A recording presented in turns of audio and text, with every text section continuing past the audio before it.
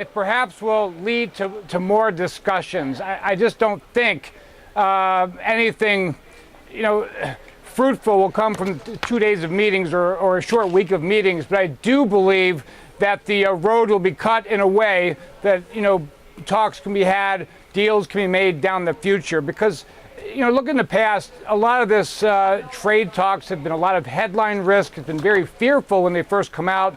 But then when, the rubber hits the road, it seems like they get down to business and talk. And I do believe ultimately it will be very fruitful. Yeah, look, obviously a lot of these tensions trade tensions have still been bubbling away in the background. We know that Donald Trump has given extensions to the EU and Canada and China and so forth, but trade certainly bubbling away in the background. We have a bit of a reduction, though, in those geopolitical tensions, certainly on the North Korean peninsula. Do you think that has provided an uplift to sentiment more broadly on the market with those geopolitical tensions? Is that kind of one risk that we can cross off our list? Yeah, I think it's a big risk right now, or at least that's what the market is looking at. I mean, we have geopolitical risks all the time, but right now it seems like there's a lot of them. And that's one area that, a U.S. president has more power. We have a good balance of power. The president can only do so much, but when it comes to trade deals, he does have a lot more leverage. So when you combine that with the headline risk and also North Korea, Iran nuke deal, you have General Haftar in Libya, who's ill, who's having a problem with oil production there in Venezuela. There's a lot of things that are coming together at the same time, really upsetting markets. And as you can tell, at least the way the stock market has acted since last week, it just up and down, up and down. Australians are waking up this morning thinking we had a very dull day, but actually it was a very violent day in the stock market. Yeah, it certainly was, but quite a good one in the end there, as you say, because we managed to sort of recover out of the doldrums, even though there's been, those oil prices under pressure. There's fears about rising cost pressures and inflationary pressures ahead of that Fed meeting. Is it all about earnings at this point that seems to have been supportive, or certainly in that session today? Earnings certainly have been very, very strong so far. Yeah, it's a great question. I mean, I think short-term earnings will win the day. I mean, there's so much despondency in the market right now. We're down towards the low of the recent range. I think we'll have a bounce back, or at least the risk-reward proposition is good. Beyond that, it seems like nobody cares about earnings. And you're right. You look at earnings per share, 80% of S&P stocks have beaten by 8%. On the sales side, 70% have beaten by 2%. Really just great. Global growth definitely isn't a highlight right now, but it's not stalling out. It's stalling at a pretty high level, and the valuation gap, stocks versus bonds is still very, very wide. So I think that's going to carry the day. But right now we're just in the midst of a whirlpool of information. People are just worried about when this cycle will end. Is it going to be in 2019, 2020? And they're adjusting the multiple for stock markets accordingly. Let's talk a little bit more about commodities and oil prices in particular, Larry. We've been watching those crude oil prices sinking today, falling the most in about 3 weeks or so. We know that geopolitical tensions and, of course, the Iran nuclear accord has really been playing into the oil price. But noting, obviously, the strength of the US dollar, I think it's trading around 4-month highs at the moment ahead of that Fed decision.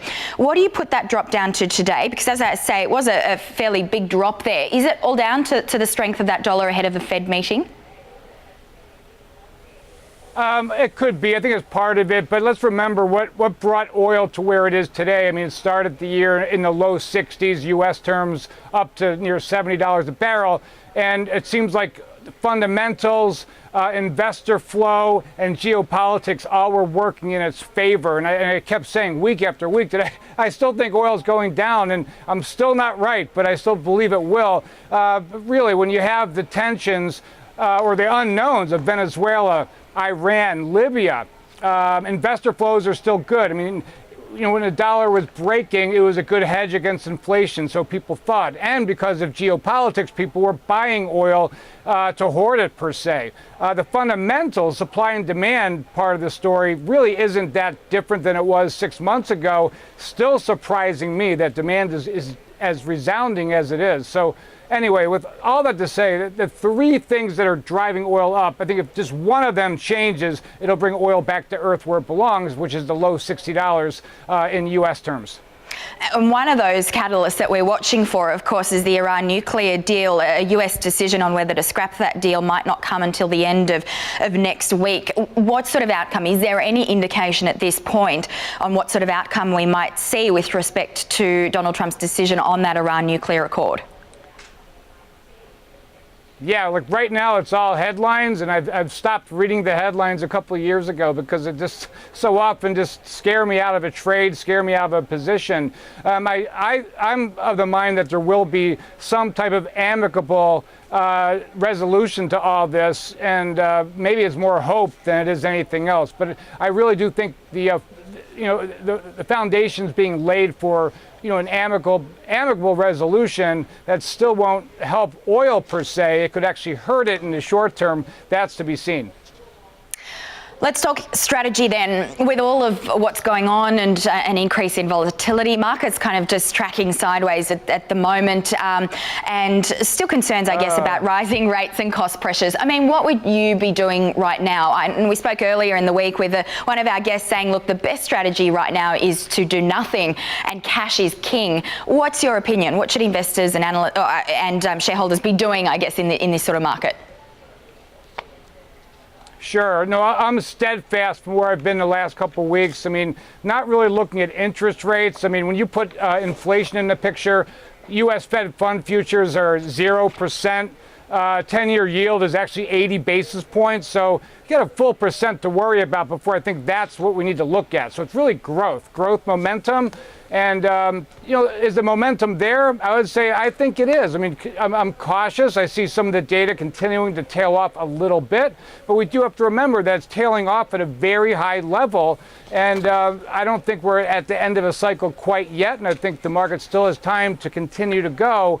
Valuations are still very appealing compared to bonds. But that said, my weighting is still, I'm very neutral in the U.S., continue to be neutral. I am overweight the Eurozone, especially in the financial, the banking sector, energy sector as well, overweight Japan, and definitely underweight in the UK.